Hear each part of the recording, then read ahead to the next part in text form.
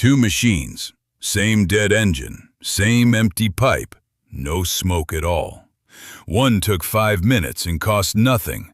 The other cost $2,000. And 9 shops out of 10 reach for the $2,000 fix first. Here's what they skip.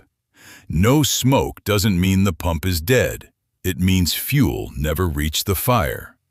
And the cheapest reason sits on top of the tank. A breather hole in the cap, the size of a pin. Pack it with dust, a vacuum builds in the tank. Fuel quits moving, and the engine cranks all day with nothing to burn. Clear that vent first. Still dead after that? The next suspect is where the bill starts climbing. Vents clear and still no smoke? Don't reach for your wallet. You won't spend a dime on this one either. There's air trapped in the fuel lines. Maybe the tank ran dry. Maybe a filter went on empty. The pump's pushing air now, and air doesn't burn.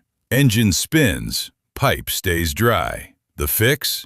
Crack the bleed screw on the filter head, work the hand pump, and watch what comes out. Bubbles mean air's still in there. Clear fuel, no bubbles? Done. 30 seconds. And this is the exact fault that gets a brand new pump bolted on by someone who never touched that screw. That's the last free fix on the list. After this, you start buying parts. So you start buying parts, and the first one's cheap. This filter, cut in half. One side new, the other packed black with dirt and rust. Fuel can't push through that. The engine gets nothing. Cranks, no smoke. Same as a dead pump, for pennies on the dollar. So swap it. But drop the new one in wrong, and you hand the engine back the exact problem you just paid to fix. Here's the right way. Don't drop the new filter in dry. Prime it, then bleed the air. Same trick from before. Skip that, and you just crank the engine for nothing again. So now, vents clear, lines are bled, filters brand new, and it still won't smoke. That's the cheap list, gone. The next part doesn't just filter the fuel. Its whole job is to push it. This is that part, the feed pump. Its one job, pull fuel from the tank and push it to the injectors. On top sits a little rubber dome you work by hand, and that dome is the tell. When the pump wears out, it stops sealing and sucks air instead of fuel. Air doesn't burn. Cranks, no smoke. Sound familiar? Squeeze the primer. Stay soft, never goes firm. The pump's done. Still the cheap side of the shelf, but the last part down here you just swap and walk away from. One more cheap check before this turns electronic. The wrong fuel in the tank. Drain, refill with the right diesel. Done. Still no smoke? Now the money changes. This valve on the pump meters how much fuel reaches the rail, and it's one of the highest failure parts in the system. When it fails, pressure goes wrong. No start, hard start, gutless crank. Here's the money. The valve's a couple $100. The pump it bolts to, $2,000. Shops condemn the whole pump every day without testing this valve first. Test it before you buy the pump. Still wrong? Something's bleeding pressure off before the injectors. Vents clear, filters new, feed pump's good, and still not a wisp of smoke. So the fuel's getting pushed, but it's vanishing before it ever reaches the fire. Somewhere pressure is leaking away as fast as the pump builds it. And the cheapest place that leak hides is a single small valve. One that's only supposed to open in an emergency. When it sticks open, it quietly drains your pressure back to the tank all day long. Cheap part. But if that's not the thief, the next one is 6 of them at once. There it is, the emergency valve that never gets a second look. It's built to crack open only if rail pressure spikes dangerously high, then slams shut.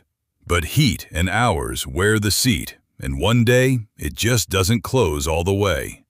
Now it's an open drain on a system that's fighting to hold pressure. The engine spins, the fuel goes in a circle, and nothing burns. Cheap part. But if the valve tests fine, the leak's deeper in, down at the injectors themselves. And those don't just unbolt. To reach even one, the whole top of the engine has to come apart first. And taking it apart is no figure of speech.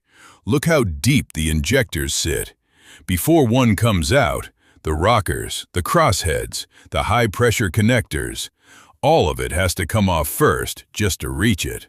This is where a crank's no-start turns from an afternoon with a wrench into a 2-day job.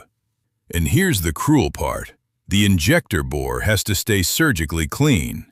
One speck of grit falls in, and the brand new injector you just paid for is ruined before it ever fires once. Get this far, and pulling the injector out is its own careful trick. Say you got the old one out clean. Before you buy 6 new ones like this, prove the old set is actually dead. Crack each line, 1 through 6, and crank. Fuel should spit from every one. All 6 wet? Fuel's arriving fine, so if it still won't fire, it isn't fuel, it's electrical. 2-meter checks settle it. The coil reads 2 ohms or less and stays isolated from the body. 100,000 ohms or more to ground. Miss either number, that injector's done. But every one of those tests needs one thing, an engine that still runs enough to test. Stone dead, cranking on nothing? You never get here. You're already staring at the last suspect, the most expensive one of them all. And there it is, the last suspect, in the $2,000 bill from the top of this video. This one doesn't get swapped in place. It comes off, gets rebuilt and recalibrated on a bench, then torqued back at 18 pound-feet. But here's the lesson worth more than the pump. From a pinhole vent to this lump of steel, every one of them gives you the same symptom: cranks, empty pipe. Work it cheap to expensive, and 9 times out of 10, you stop long before you get here. Which step did yours stop at? Tell me in the comments. If this saved you a pump, hit like and send it to the guy about to buy one. And if yours makes smoke and still won't fire, that's a whole different list. That's part 3.